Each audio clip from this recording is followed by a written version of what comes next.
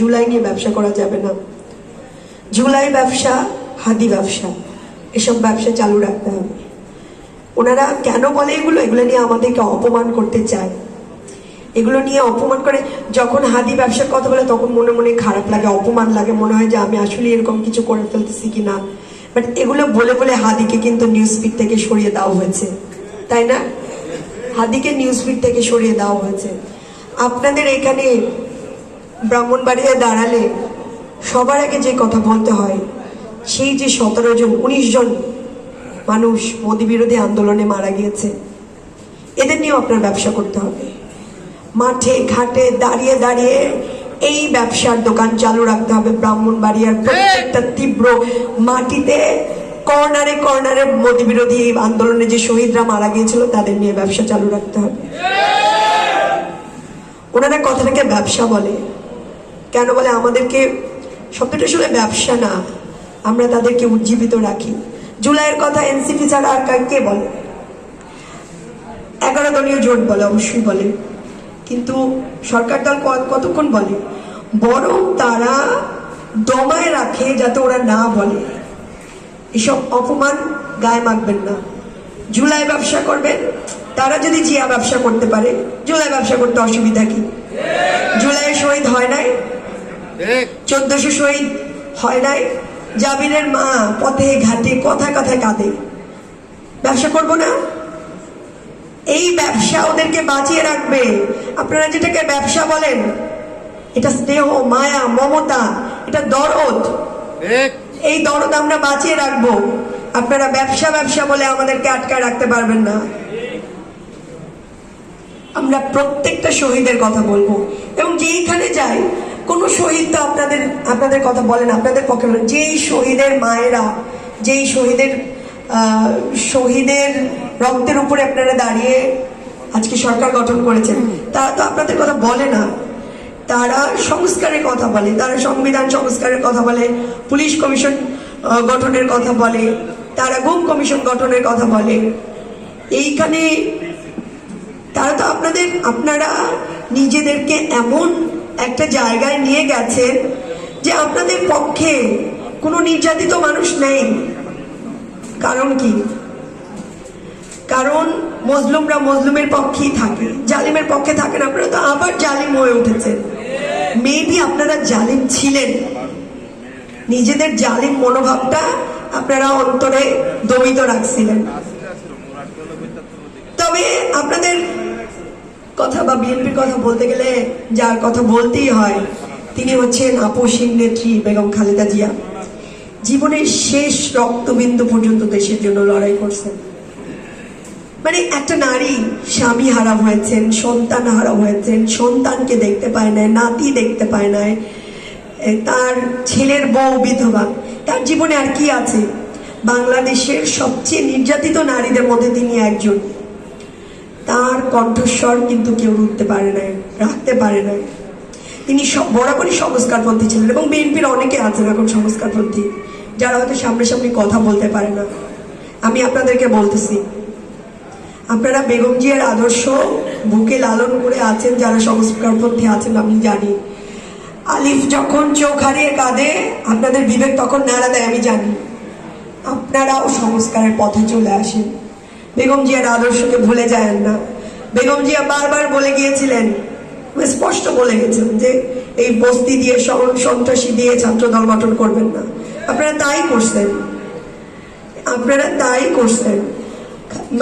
তারেক জিয়া বলছেন যে ঘরে ঘরে চাকরির ব্যবস্থা করে দেবে। ঘরে ঘরে চাকরির ব্যবস্থা করছে। কিসের চাকরি জানেন? চাঁদাবাজির চাকরি। এই যে মানে লজ্জার, অত্যন্ত লজ্জার। দেখেন, দলীয়করণ করে ফেলছে সবকিছু একই স্টাইলে।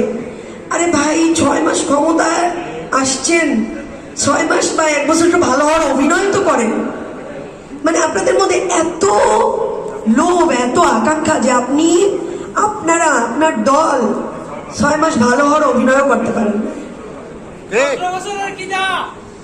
আর ওই যে কথা তো, ওই যে 17 বছরের মজলুম এখন জালিম হয়ে উঠছে। আজকে নাসিরকে নিয়ে অনেক কথা বলা হয়। আমি খুব গর্ব করে বলি যে নাসির হচ্ছে সেই ছেলে যে নাসির হচ্ছে সেই ছেলে, আপনারা যে মুজিবকে কাল্ট বানিয়ে ফেলছিলেন না, যে মুজিবকে নিয়ে কিছু বলা যাবে না, এটা হাসিনা বানিয়ে ফেলছিল না। নাসির হচ্ছে সেই ছেলে যে বাংলাদেশে এই কাল্ট বানিয়ে রাখার রাজনীতিকে কবর দিয়ে দিয়েছে। কারণ কি, নাসির শিখিয়েছে যে ক্ষমতার চোখে কিভাবে আঙুল দিয়ে চোখ রেখে কথা বলতে হয়, চোখ রেখে যে কাউকে অন্যায় করলে বলতে পারা যায় যে আপনি অপরাধী। হ্যাঁ, এখন হতে পারে দু একটা ল্যাঙ্গুয়েজ বা দু একটা ল্যাঙ্গুয়েজ সবার কথা বলার স্টাইল একই রকম হয় না, কিন্তু নাসির সেটা জুলাইয়ের পরে দেখিয়ে দিয়েছে যে যে অপরাধী তাকে অপরাধী বলা যায়। এতে আবার কি হয়েছে জানেন, এতে আবার ওই নাসিরের নামে মিথ্যা গুজব ছড়িয়ে তার উপরে হামলা করা হচ্ছে। তো আপনারা চাঁদাবাজকে চাঁদাবাজ বলতে দিবেন না, খুনিকে খুনি বলতে দিবেন না, চোখ তোলা ছাত্রদলকে চোখ তোলা ছাত্রদল বলতে দিবেন না, এটা তো হবে না। এখানে জুলাইয়ের ধরেন আমাদের আপনাদের মতো সাংগঠনিক ক্যাপাসিটি নাই, কিন্তু আমাদের শক্তি কিন্তু আছে, সেটা আমরা হবিগঞ্জে দেখিয়ে দিয়ে আসছি।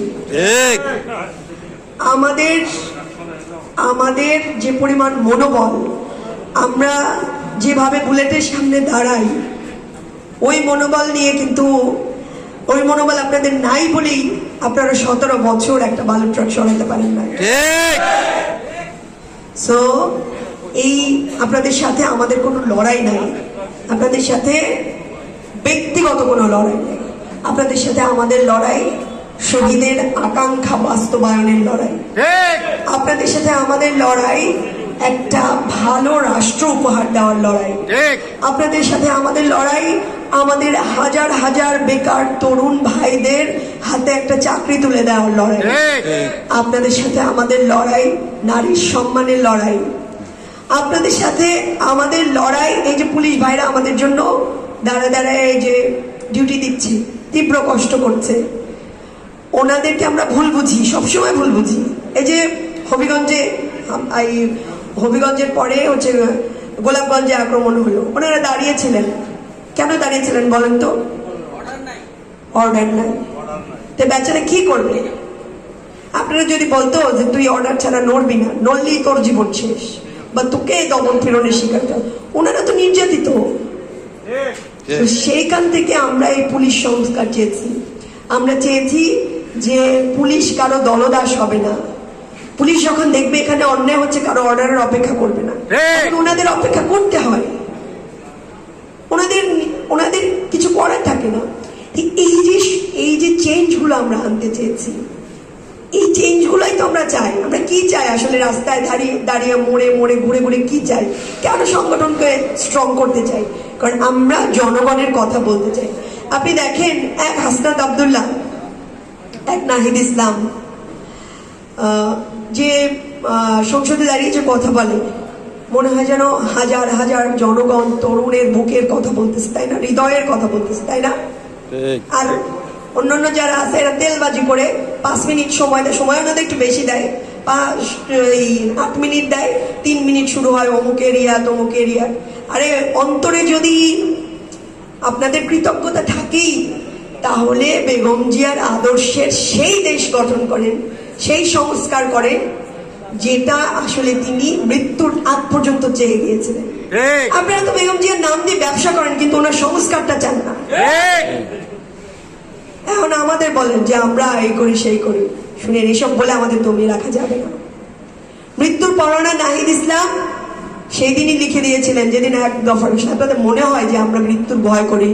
আপনারা একটা লাঠি দিয়ে বাড়ি দিবেন, একটা চোখ অন্ধ করে ফেলবেন, এগুলোর ভয় করি আপনারা? আপনাদের মনে হয় যে ছাত্রা গুন্ডা লেলিয়ে দিয়ে, ওই জিয়া সাইবার ফোর্সের গুন্ডাগুলো লেলিয়ে দিয়ে নোংরা নোংরা ছবি এডিট করে, নোংরা নোংরা কমেন্ট করে আমাদেরকে দমিয়ে রাখবেন? আপনাদের মনে হয়? এই দমিয়ে রাখার জন্য আমরা নিজেদেরকে ডেড মনে করে আমরা রাস্তাঘাটে হাঁটতেছি। আমরা এইসবের পরোয়া করি না। চরিত্র হনন করবেন, নোংরা ছবি এডিট করবেন। আমার একটা ছবি দেখবেন আপনার খুব হাস্যকর, আল্লাহ আমাকে বানাইছে দেখার মানে মোটামুটি দেখা যায়, সেটাকে খুব হাস্যকর ছবি বানায়। তাতে কি আমার কোনো জায়গা থেকে এক চুল কোনো কিছু হয়? কত বড় গরু ছাগল মার্কা কাজ করে এগুলো নিয়ে অনলাইনে আবার পোস্টেড নেতারা এগুলো করে। এগুলোর ইয়েতে আপনাদের এগুলোর বিরুদ্ধে আপনাদের দাঁড়িয়ে থাকতে হবে। কারণ কি, আমি একটা মেয়ে, আমার শক্তি আছে, আমার বাচ্চাটা ছোট, ওর কিন্তু শক্তি নাই, আপনার বাচ্চাটা ছোট। যারা এই ধরনের নোংরা সংস্কৃতি তৈরি করে তারা কদিন পরে আপনার মেয়ে ছেলের সাথেও একই সাহসে একই কাজ করবে। তো তখন দেখা যাবে ওরা মনোবল হারিয়ে ফেলবে। তো ওদেরকেও আপনারা বলবেন যে কেউ নোংরা ছবি এডিট করলে, নোংরা গালি দিলে যেন মনোভাব হারিয়ে না ফেলে। মেয়েদেরকে রাজনীতি সচেতন করে তুলবেন।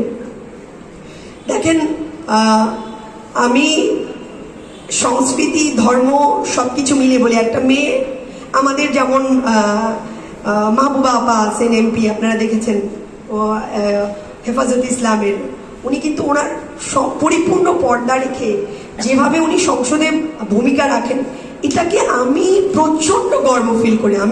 আমার সিরিয়াসলি আমার তীব্র গর্ব ফিল হয়। এবং তার যে শিক্ষা, যে বোঝাপড়া, তো এই জায়গায় মেয়েদেরকে আসলে কোনো কিছু দিয়ে আটকানো যায় না।